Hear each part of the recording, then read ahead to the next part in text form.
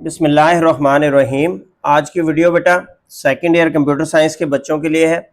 Chapter number 1 के दो main topics हम इसमें डिस्कस करेंगे। टॉपिक नंबर 1.5 जिसमें आपकी नेटवर्क टोपोलॉजीज है, स्टार, रिंग, बस, मैश, और टॉपिक नंबर 1.6 जिसमें हम नेटवर्क लेयर्स को डिस्कस करेंगे। मेनली OSI मॉडल की 7 लेयर्स को इस टॉपिक में डिस्कस किया जाएगा।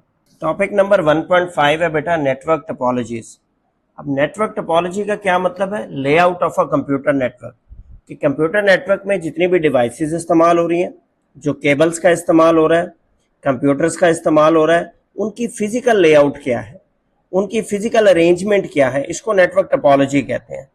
Network topology refers to the layout of a computer network. It explains how devices and cables are arranged, how devices and cables are connected with each other.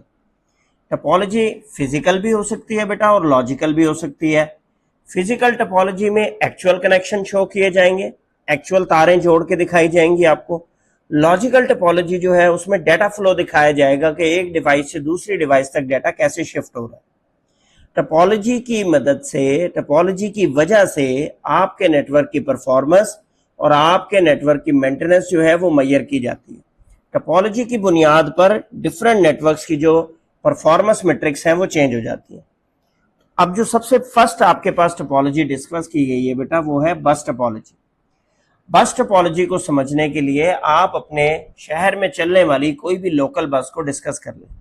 अब आप देखें कि जहां पर आपके ड्राइवर साइड होती है वो भी आपका टर्मिनेटर होता है, उससे आगे नहीं आप जा सकते, और जो आपकी लास्ट सीट होती है वहां से भी आपकी बस बंद होती है, तो लिहाजा उस जगह से भी आपकी सवारी पीछे नहीं जा सकती।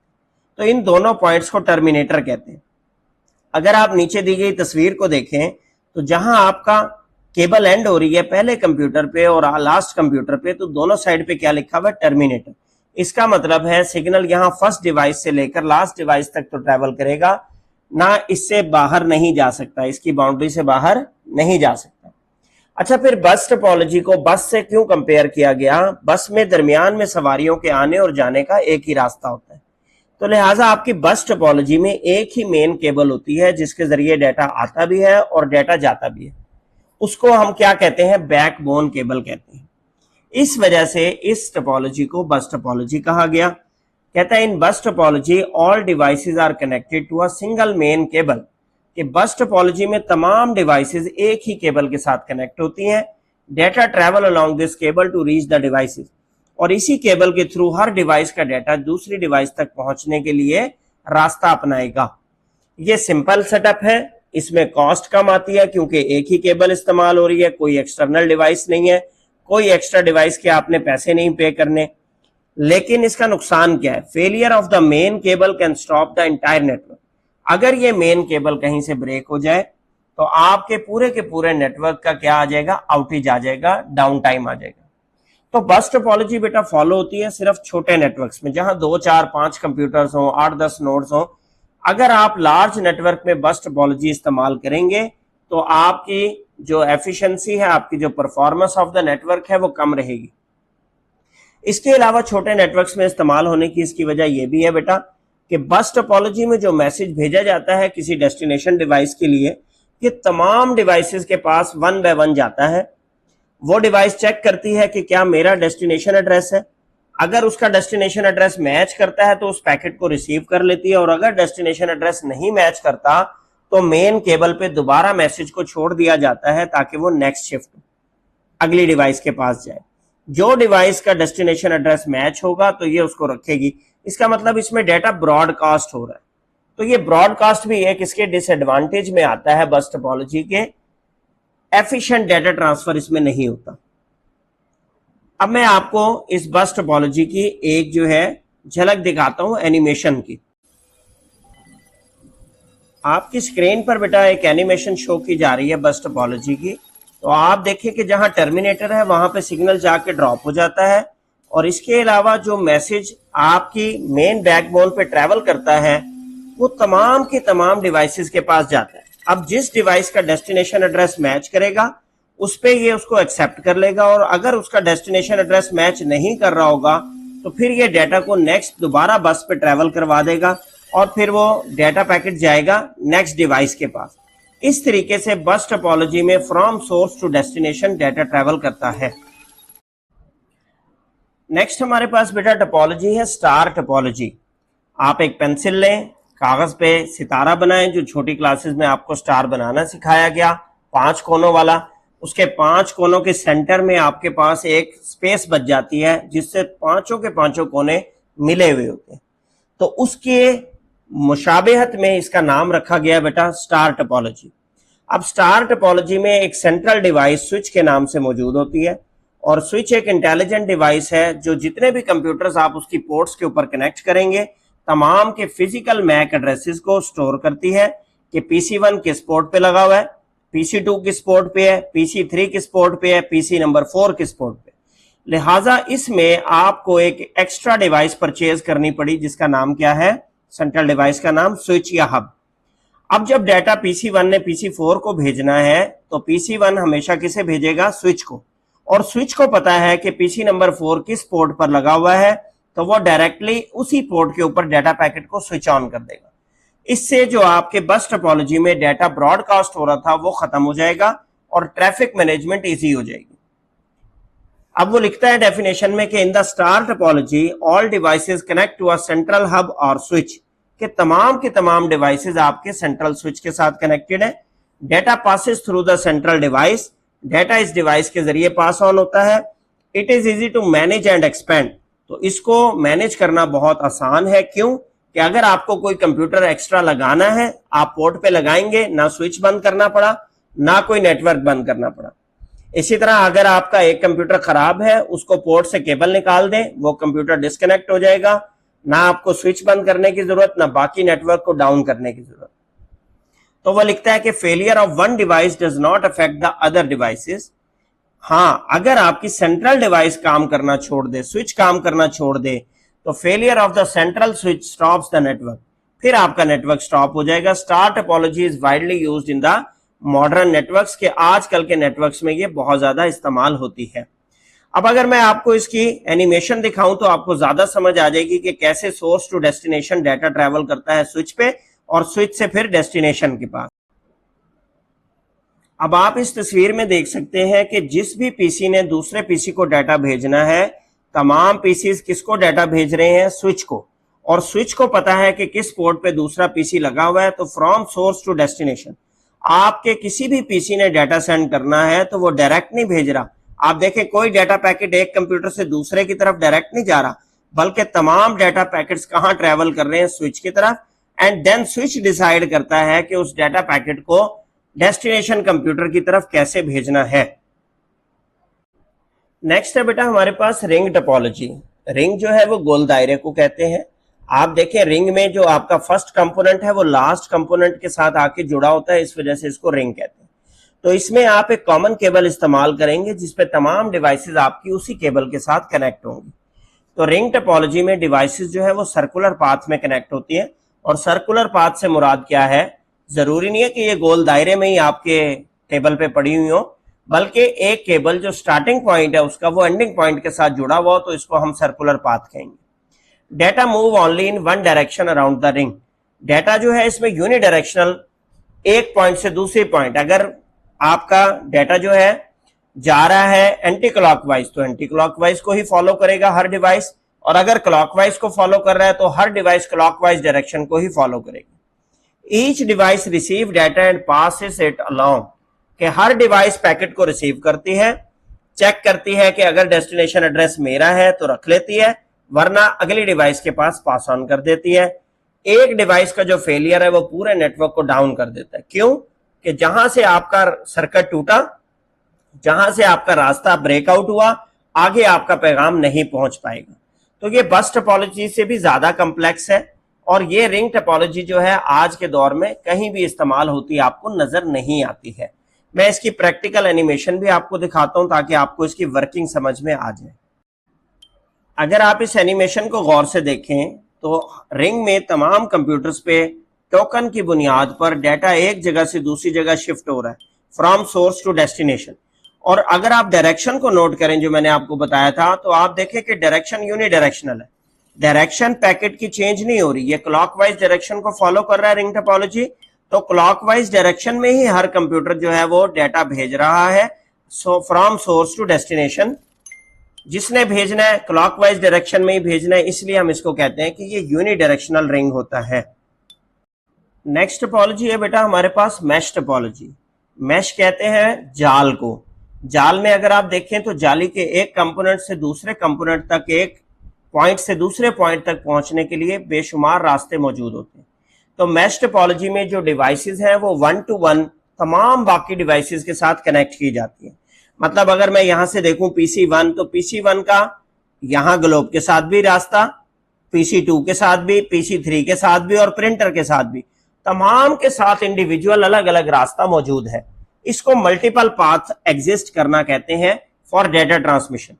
तो हर पीसी से हर दूसरे नोड तक, एक नोड से लेकर हर इंडिविजुअल अलग अलग बाकी तमाम नोड्स के साथ अलग अलग रास्ता मौजूद है। This increase reliability and fault tolerance. इससे बेटा आपके नेटवर्क की रिलायबिलिटी बढ़ जाती है। रिलायबिलिटी मींस कि अगर आपका एक पाथ फेल होता है तो दूसरे पाथ को वो फॉलो कर लेगा, that is called increasing the reliability. और फॉल्ट टॉलरेंस में अगर एक पाथ आपका फेल हो रहा है तो दूसरे पाथ को फॉलो कर लेगा। Failure of one link does not stop the communication. तो लिहाजा अगर आपका एक लिंक ड्रॉप हो जाए, खराब हो जाए, तो दूसरे लिंक के थ्रू डाटा पहुंच जाएगा। मैश टोपोलॉजी एक्सपेंसिव है, कॉम्प्लेक्स है। क्यों कॉम्प्लेक्स है? कि बहुत ज्यादा तारों का जाल बिछता चला जाता है। एक्सपेंसिव है कि इतनी ज्यादा केबल्स इस्तेमाल करनी पड़ती हैं। तो ये लार्ज और क्रिटिकल नेटवर्क्स में तो इस्तेमाल किया जाता है, छोटे नेटवर्क्स में हम इसको फॉलो नहीं करते, क्योंकि इतनी ज्यादा केबल्स को छोटे नेटवर्क्स में फॉलो करना बहुत मुश्किल हो जाता है। फिगर आपके सामने बनी हुई है मैश टोपोलॉजी की। इस टोपोलॉजी में हर डिवाइस से बाकी तमाम डिवाइसेस तक इंडिविजुअल कनेक्शन मौजूद होता है। डाटा मुख्तलिफ पाथ पे ट्रेवल कर सकता है। अगर एक कनेक्शन फेल हो जाए तो डाटा आपका दूसरे पाथ को फॉलो कर लेगा। लिहाजा इस टोपोलॉजी में रिलायबिलिटी सबसे ज्यादा होती है और कंप्लेक्सिटी भी सबसे ज्यादा होती है। मैं इसकी आपको एनिमेशन दिखाता हूं, मजीद आपको उससे क्लियर हो जाएगा। अब ये जो बेटा मैश टोपोलॉजी की आपको नजर आ रही है इस वक्त एनिमेशन, आप इसमें देखें कि हर कंप्यूटर से हर दूसरे कंप्यूटर तक इंडिविजुअल लिंक मौजूद है और जिसकी वजह से आपको तारों का एक गुच्छा नजर आ रहा है। इस तारों के गुच्छे को मैनेज करना कोई बहुत ज्यादा आसान काम नहीं है। हर कंप्यूटर दूसरे कंप्यूटर तक इंडिविजुअल कनेक्शन रखता है और इंडिविजुअली जो है वहां तक आपका डाटा पहुंचने के बेतहाशा रास्ते मौजूद हैं। इसलिए हम कहते हैं कि इस नेटवर्क की जो रिलायबिलिटी है वो ज्यादा होती है, लेकिन इन तारों के ज्यादा होने की वजह से इसकी कम्प्लेक्सिटी भी क्या हो जाती है, इंक्रीज हो जाती है। नेक्स्ट हमारे पास टोपोलॉजी है बेटा ट्री टोपोलॉजी। अब ट्री को उन्होंने ट्री का नाम क्यों दिया कि दरख्तनुमा। आप जरा यहाँ पर राइट साइड पे फिगर 1.12 को देखें तो दरख्त का जैसे एक मेन तना होता है सेंटर में, तो लॉग इस तरीके से दरमियान में एक मेन कनेक्शन है और फिर राइट साइड पे शाखें निकल रही हैं। लेफ्ट और राइट पे क्या निकल रही हैं, ब्रांचेस। और ये ब्रांचेस जब डाटा फॉरवर्ड करना होता है एक सेगमेंट से दूसरे सेगमेंट में, तो सेंटर वाली केबल के थ्रू फॉरवर्ड करते हैं। अब देखें यहां पर जहां लिखा हुआ है ना, यहां पर कंसंट्रेटर हब, इधर आपका एक लैब है फॉर एग्जांपल आपके कॉलेज की। इसी तरह जहां पर S2 लिखा हुआ है स्विच नंबर 2, यहां पर एक और लैब है। S1 जहां लिखा हुआ है यहां पर एक तीसरी लैब है और एक सर्वर लगा हुआ है। अब अगर स्विच 1 के साथ कनेक्टेड नोड A ने अगर स्विच नंबर 2 के साथ कनेक्टेड नोड F को डाटा भेजना है तो वो क्या करते हैं, पहले अपने स्विच को भेजते हैं, फिर ये सेंट्रल बैकबोन केबल तक आता है और यहां से स्विच 2 पे डाटा शिफ्ट होता है। वहां से डाटा पैकेट आपका डिलीवर किया जाता है नोड नंबर F पे। इस तरीके से ट्री टोपोलॉजी में डाटा जो है एक सेगमेंट से दूसरे सेगमेंट में, एक लैब से दूसरे लैब के पीसी तक फ्रॉम सोर्स टू डेस्टिनेशन पहुंचाया जाता है। अब इसकी थ्योरी पढ़ते हैं। In tree topology devices are arrange in a hierarchical structure like a tree. तो ट्री टोपोलॉजी में आपकी जो डिवाइसेस हैं वो हायरार्की में होती हैं, जैसा कि एक दरख्त पे शाखें। It combine feature of both bus and star topology. अब यहां पर दोनों के फीचर हैं। दरमियान में जो बैकबोन केबल है ये बस टोपोलॉजी का फीचर है, जबकि ये जो सेगमेंट्स बने हुए हैं जिन्हें हम लैब्स कह रहे हैं, जैसे S1 स्विच पे, S2 पे अलग है, S3 पे अलग है, तो ये अलग अलग आपके क्या बन गए बेटा, स्टार टोपोलॉजी बन गए। तो ये मिक्सचर है बेसिकली बस टोपोलॉजी और स्टार टोपोलॉजी का, where multiple star networks are connected to a central backbone. तो मुख्तलिफ स्टार नेटवर्क्स, मुख्तलिफ जो आपके सेगमेंट्स ऑफ द नेटवर्क हैं वो सेंट्रल मेन केबल के साथ जोड़ दिए जाते हैं। Data flows from the root main node to branches and sub branches. जब डेटा ने आपके एक नोड से दूसरे नोड तक जाना है तो वो पहले अपने स्विच पर आता है, उस स्विच से मेन केबल से उस नेटवर्क के सेगमेंट तक, और फिर इस तरीके से डेस्टिनेशन को डिलीवर किया जाता है। तो इसमें बेटा एक्सपैंड करने का फीचर बहुत ज्यादा होता है। आप जितने मर्जी कंप्यूटर एक्सटेंड कर सकते हैं, सेगमेंट्स और लगा सकते हैं। बड़े नेटवर्क्स में इस्तेमाल करने के लिए ट्री टोपोलॉजी जो है वो बेस्ट टोपोलॉजी है। अगर आपकी मेन बैकबोन केबल इफेक्ट हो जाए, खराब हो जाए, तो यकीनी बात है कि आपका पूरा का पूरा नेटवर्क जो है वो डाउन हो जाएगा। ट्री टोपोलॉजी मोस्टली इस्तेमाल होती है बड़े नेटवर्क्स में, लार्ज ऑर्गेनाइजेशंस। अब यहां पर एडवांटेजेस और डिसएडवांटेजेस जो है नेटवर्क टोपोलॉजीज के कुछ डिस्कस किए गए हैं। मैं साथ साथ भी आपको बताता रहा हूं। कुछ टोपोलॉजीज ऐसी हैं जो इंस्टॉलेशन में आसान है, लो कॉस्ट है, जैसे कि हमने बस टोपोलॉजी की बात की। Other provide high reliability and performance. अगर हम हाई रिलायबिलिटी और परफॉर्मेंस की तरफ जाएं तो आपकी उसके अंदर मैश टोपोलॉजी आ जाती है, उसकी रिलायबिलिटी बहुत हाई है। आपकी स्टार टोपोलॉजी में परफॉर्मेंस बहुत हाई है। मुख्तलिफ टोपोलॉजीज जो है वो एक्सपैंड करने के लिए आसान है। अब कौन सी एक्सपैंड करने के लिए आसान है? जैसे आपके पास ट्री टोपोलॉजी दी गई है। तो इस तरीके से हर टोपोलॉजी के फीचर आपको पता होने चाहिए। उसकी बुनियाद पे आप सिलेक्शन करते हैं कि किस टोपोलॉजी का आपके नेटवर्क में, आपके सिनेरियो में ज्यादा फायदा है। अब यहां पर टेबल बना दिया गया एडवांटेज और डिसएडवांटेज का। बस टोपोलॉजी के एडवांटेज में क्या है कि it is easy and simple to install, it require less cable, क्योंकि एक ही बैकबोन केबल इस्तेमाल होती है, और ये कॉस्ट इफेक्टिव है। इस तरीके से आपके पैसे बच जाते हैं। बस टोपोलॉजी का डिसएडवांटेज ये है कि अगर मेन केबल आपकी इफेक्ट हो जाए तो पूरा का पूरा नेटवर्क आपका डाउन हो जाता है। इसकी ट्रबल शूटिंग मुश्किल है, और इसके परफॉर्मेंस जैसे जैसे डिवाइसेस बढ़ती हैं, डाटा बढ़ता है, डाटा फ्लो इंक्रीज होता है, तो इस नेटवर्क की जो परफॉर्मेंस है वो डिक्रीज होती चली जाती है, क्योंकि एक ही केबल है जाने के लिए डाटा तमाम कंप्यूटर्स के, उस पर डाटा ओवरलोड होना शुरू हो जाता है, कुलैयन होती है।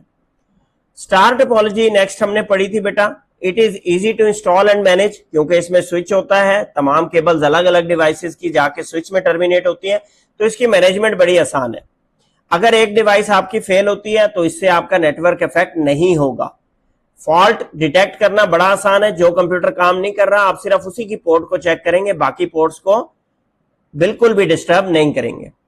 स्टार टोपोलॉजी के डिसएडवांटेज में ये है बेटा कि सेंट्रल डिवाइस अगर आपकी स्विच फेल हो जाए तो पूरा का पूरा नेटवर्क आपका डाउन हो जाएगा। इसमें केबल रिक्वायरमेंट ज्यादा है, क्योंकि हर डिवाइस की केबल इंडिविजुअली आपके स्विच तक जानी है, और इसकी कॉस्ट ज्यादा है। चूंकि आप स्विच परचेज करते हैं तो स्विच की कॉस्ट एक्स्ट्रा कॉस्ट में आपके पास आ जाती है। नेक्स्ट है आपके पास रिंग टोपोलॉजी के एडवांटेजेस बेटा। रिंग टोपोलॉजी में ऑर्गेनाइज्ड मैनर में डाटा फ्लो होता है, यूनिडायरेक्शनल डाटा फ्लो होता है। क्लाइयन इस वजह से इसमें नहीं होती, कोई मैसेज दूसरे से टकराव नहीं करता, और जब टोकन पासिंग का सिस्टम है, टोकन जो होल्ड करेगा वही कंप्यूटर जो है वो डाटा सेंड कर सकता है। लिहाजा equal access for all devices, तमाम की इक्वल एक्सेस होती है। जैसे वो टोकन रिलीज करेगा, टोकन रिंग में फिरेगा, जिस डिवाइस ने डाटा सेंड करना होगा वो टोकन को कैप्चर कर लेगी, और अगर टोकन पहले से किसी ने कैप्चर किया हुआ है तो वो डिवाइस वेट करेगी। इसके डिसएडवांटेज में बेटा ये है कि अगर आपकी एक डिवाइस फेल हो जाए तो आपका पाथ, आपका सर्किट ब्रेक हो जाता है, इससे आपका पूरा नेटवर्क डाउन हो जाता है। इसमें एडिशन ऑफ डिवाइस करना या रिमूवल ऑफ डिवाइस करना मुश्किल है, क्योंकि आपको नेटवर्क इफेक्ट होता है, और आजकल ये आपको इस्तेमाल होती मार्केट में नजर नहीं आती।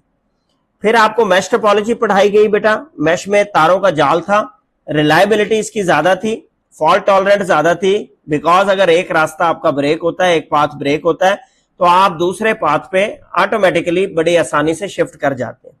मल्टीपल पाथ मौजूद है डाटा ट्रैवल के लिए, सिक्योरिटी ज्यादा है मैश टोपोलॉजी में।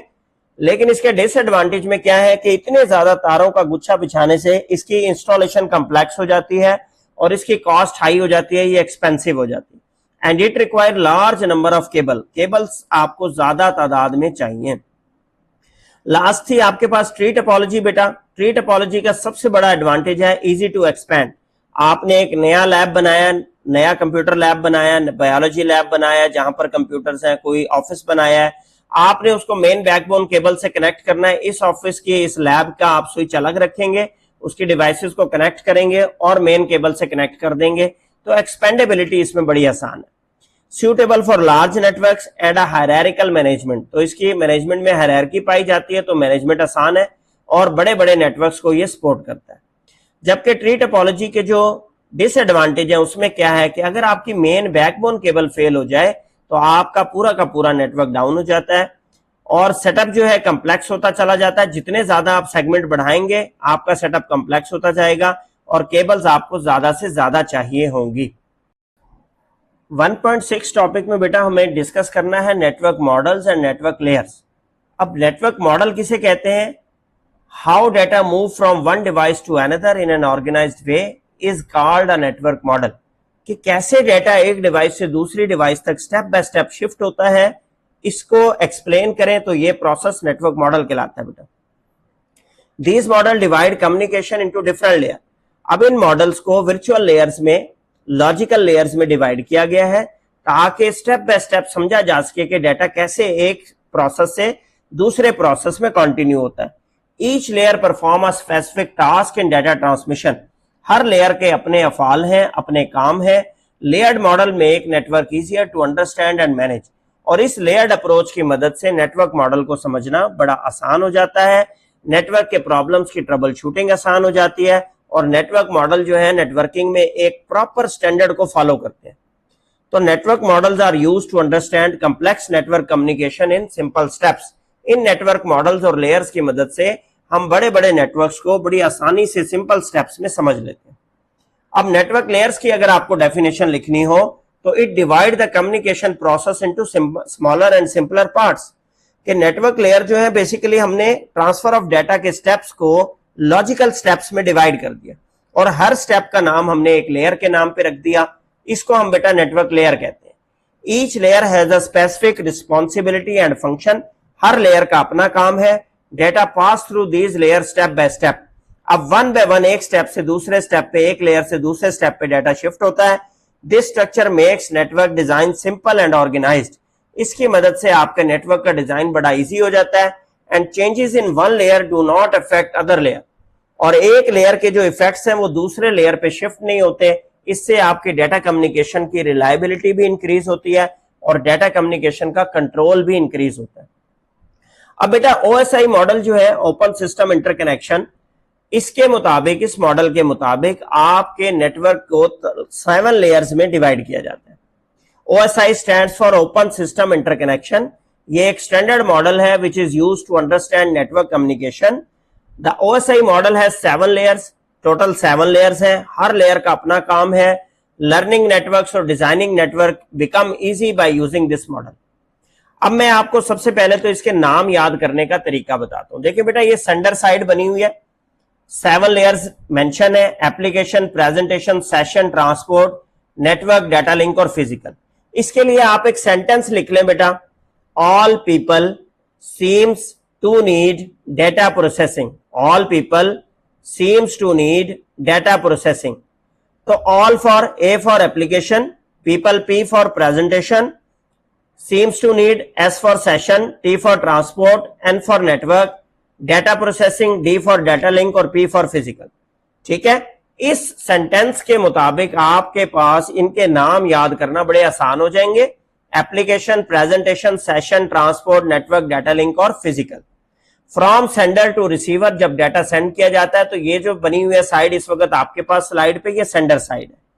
मैं इस टॉपिक को कंप्लीट एक्सप्लेन करने से पहले आपको एक एनिमेशन दिखाता हूं ताकि आपको टॉपिक समझने में आसानी हो। अब अगर आप अपनी स्क्रीन पर देखें तो बेटा ये वही 7 लेयर्स बनी हुई हैं। Application, presentation, session, transport, network, data link और फिजिकल। अब जब आप एप्लीकेशन लेयर पे फॉर एग्जांपल ईमेल का इस्तेमाल करते हुए अपनी ईमेल को सेंड कर रहे हैं एक कंप्यूटर से दूसरे कंप्यूटर पे, तो आप देखें एप्लीकेशन, प्रेजेंटेशन और सेशन से डाटा आता है और उसके बाद ट्रांसपोर्ट लेयर का हेडर लगता है, फिर नेटवर्क लेयर का हेडर अटैच होता है, फिर डाटा लिंक लेयर का हेडर अटैच होता है और फिर फिजिकल लेयर जो है उसको केबल के ऊपर शिफ्ट करती है in the form of binary digits, bits की फॉर्म में, डाटा एनकोडिंग करके। अब जब रिसीविंग एंड पे यही डाटा पहुंचेगा तो इसका रिवर्स प्रोसेस होगा। रिसीविंग एंड पे सबसे पहले फिजिकल लेयर पे डाटा रिसीव किया जाएगा, 1 बाय 1 हेडर्स को, लेयर 2 के हेडर को रिमूव किया जाएगा, देन लेयर 3 के हेडर को रिमूव किया जाएगा, देन ट्रांसपोर्ट लेयर 4 के हेडर को रिमूव किया जाएगा और फिर डाटा को प्रेजेंट किया जाएगा एप्लीकेशन लेयर पे, ताकि जिस फॉर्म में डाटा आपके पास आया है उसी फॉर्म में आप उसको रिसीव कर सके। तो ये बेटा सेंडर साइड बनी हुई है। इसी तरीके से रिसीविंग एंड पे इसका रिवर्स प्रोसेस होता है, physical layer, then data link, फिर नेटवर्क लेयर, फिर ट्रांसपोर्ट, फिर सेशन और फिर प्रेजेंटेशन और फिर एप्लीकेशन लेयर पे डाटा जाता है। उम्मीद है इस एनिमेशन से अब आपको थ्योरेटिकल क्वेश्चन समझने में मजीद आसानी होगी। अब है बेटा हमारे पास functions of OSI model layers. हर लेयर का अपना स्पेसिफिक काम है। जो फिजिकल लेयर है वो रॉ डाटा को सिग्नल की फॉर्म में फिजिकल केबल पे सेंड करती है। Data link layer error free transfer करवाती है। नेटवर्क लेयर जो है वो डाटा राउटिंग को हैंडल करती है। ट्रांसपोर्ट लेयर इंश्योर करती है आपके रिलायबल डिलीवरी को, टीसीपी और यूडीपी के प्रोटोकॉल को इस्तेमाल करती है। सेशन, प्रेजेंटेशन और एप्लीकेशन लेयर जो है वो यूजर एप्लीकेशंस पे डाटा की फॉर्मेटिंग को हैंडल करती है। अब ये जो लोअर लेयर्स हैं आपकी 3 लेयर्स, इन पे फिजिकल डाटा ट्रांसफर हो रहा होता है और मिडल लेयर पे आपकी राउटिंग मैनेज हो रही होती है। अपर लेयर पे आपकी यूजर एप्लीकेशंस को मैनेज किया जा रहा है। One by one her layer के फंक्शन को 2 लाइंस में एक्सप्लेन किया गया है आपकी बुक में। सबसे पहले बेटा आपके पास physical layer. Physical layer sends raw data as electrical signal, optical signal या radio wave signal over the medium. कि जब आपने तार पे डाटा सेंड करना है, अपनी केबल पे डाटा सेंड करना है, तो फिजिकल लेयर टर्मिनेट होती है आपकी फिजिकल पोर्ट पे। यहां से रॉ डाटा मतलब इलेक्ट्रिकल सिग्नल की फॉर्म में 0-1 की फॉर्म में सेंड किया जाता है। It defines the hardware aspect such as cable, connector, voltage level and data transmission rates.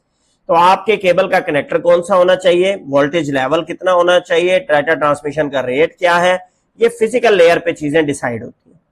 फिर है बेटा आपके पास डाटा लिंक लेयर। अब डाटा लिंक लेयर मैक को कंट्रोल करती है, मीडिया एक्सेस कंट्रोल। यहां पर बेटा it ensure error free data transfer between directly connected nodes, कि आपके जो कंप्यूटर डायरेक्टली कनेक्टेड है उनके दरमियान आपका डाटा एरर फ्री जा सके। अब एरर फ्री डाटा ट्रांसफर के लिए ये क्या चीज हैंडल करती है, पहला फ्रेमिंग का रेट, कि फ्रेम रेट सेंडर साइड पे और फ्रेम रेट आपके रिसीविंग साइड पे सेम होना चाहिए। एरर को डिटेक्ट करती है और अगर कोई पैकेट मिस हुआ है तो एरर को करेक्ट किया जाता है, उस पैकेट को दोबारा भेजा जाता है। Control access to the share transmission medium. इसके अलावा आपके ट्रांसमिशन मीडियम जो है उसको ये एक्सेस कंट्रोल करती है, इसलिए इस लेयर को कहते हैं बेटा media access control layer, media access control layer. और इसका लिंक होता है बेटा आपके मैक टेबल से और मैक एड्रेस से। फिर आ जाता है आपके पास नेटवर्क लेयर, जिसे राउटिंग लेयर भी कहते हैं। नेटवर्क लेयर का काम आईपी एड्रेसेस के साथ काम करना है, लॉजिकल एड्रेस जिसे हम आईपी इंटरनेट प्रोटोकॉल एड्रेस कहते हैं। नेटवर्क लेयर पे बेटा आईपी प्रोटोकॉल काम करता है। It is responsible for routing data from source to destination across different networks. अगर मल्टीपल नेटवर्क्स के माबैन डाटा ट्रांसफर करना हो तो इसके लिए नेटवर्क लेयर काम करती है। और नेटवर्क लेयर सोर्स का आईपी एड्रेस भी अटैच करेगी पैकेट के साथ और डेस्टिनेशन का आईपी एड्रेस भी अटैच किया जाएगा। सेकंड इसका काम होता है बेटा बेस्ट राउट सिलेक्शन। तो एक नेटवर्क के राउटर से लेकर और रिसीविंग नेटवर्क के राउटर तक जो बेस्ट पाथ है वो ये आपको डिटरमिन करके देती है बाय यूजिंग डिफरेंट एल्गोरिथम्स। फिर आ जाता है बेटा आपके पास transport layer.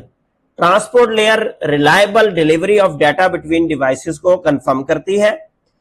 Error recovery, flow control और segmentation of data into smaller units, इनको ये मैनेज करती है। ट्रांसपोर्ट लेयर पे इस्तेमाल होने वाले बेटा 2 मशहूर प्रोटोकॉल टीसीपी और यूडीपी हैं, आप उनको जरूर मेंशन करें। इसके बाद है आपके पास सेशन लेयर। सेशन लेयर आपका सेशन मेंटेन कराती है between applications. It establish the session, maintain the session and terminate the communication session between applications. ये सेशन के चेक पॉइंट्स को मैनेज करता है और अगर कहीं पर इंटरप्शन आ जाए तो उसकी रिकवरी भी करवाता है। फिर आ जाता है बेटा आपके पास प्रेजेंटेशन लेयर। प्रेजेंटेशन लेयर, उसका नाम आपको बता रहा है कि it will present the data format. तो it translates the data into a format understandable by the application layer. जो डाटा यहां पर रिसीव होता है उसको एप्लीकेशन लेयर की फॉर्मेट में ट्रांसफर किया जाता है, ताकि आप जब उसको देखें तो आपको 0-1 ना दिखे, बल्कि आपको वो तस्वीर है तो तस्वीर दिखे, साउंड है तो साउंड लगे, वीडियो है तो वीडियो नजर आए। It handles data encryption, compression and format conversion. तो लिहाजा ये डाटा की इंक्रिप्शन भी करती है बेटा, डाटा कंप्रेस भी करती है और उसके फॉर्मेट को चेंज करती है। नेक्स्ट है बेटा हमारे पास एप्लीकेशन लेयर। एप्लीकेशन लेयर जो है वो डायरेक्ट एंड यूजर और एप्लीकेशंस के साथ डील करती है। मतलब आप जब अपनी स्क्रीन पर ईमेल कर रहे होते हैं, फाइल ट्रांसफर कर रहे होते हैं, अपने ब्राउजर पे डाटा देख रहे होते हैं, तो जो प्रोटोकॉल्स इस वक्त काम कर रहे हैं वो एप्लीकेशन लेयर पे काम करते हैं। तो application layer directly end user को एप्लीकेशन और सर्विस प्रोवाइड करती है। It supports the application layer protocols like HTTP, hypertext transport protocol बेटा वेब ब्राउजर में इस्तेमाल होता है to see the information on any website. FTP for file transfer protocol. Email service के लिए बेटा IMAP भी इस्तेमाल होता है, POP, SMTP इस्तेमाल होता है to exchange data and for communication. तो एप्लीकेशन लेयर पे जितनी भी आप एप्लीकेशंस इस्तेमाल करते हैं, एप्स इस्तेमाल करते हैं अपने कंप्यूटर पे, उनके जो प्रोटोकॉल्स हैं वो एप्लीकेशन लेयर पे काम करेंगे। तो इस लेक्चर में बेटा हमने जो टॉपिक्स डिस्कस किए, OSI लेयर्स को भी डिस्कस किया, नेटवर्क टोपोलॉजीज को भी डिस्कस किया। मोस्ट इंपॉर्टेंट दोनों टॉपिक्स हैं पेपर पॉइंट ऑफ व्यू से। आपका अगर इसमें कोई क्वेश्चन हो, कोई क्यूरी हो, कोई चीज समझ ना आए, तो आप वीडियो के कमेंट सेक्शन में पूछ सकते हैं, वहां पे इंशाल्लाह आपकी क्यूरी को मजीद क्लियर कर देंगे।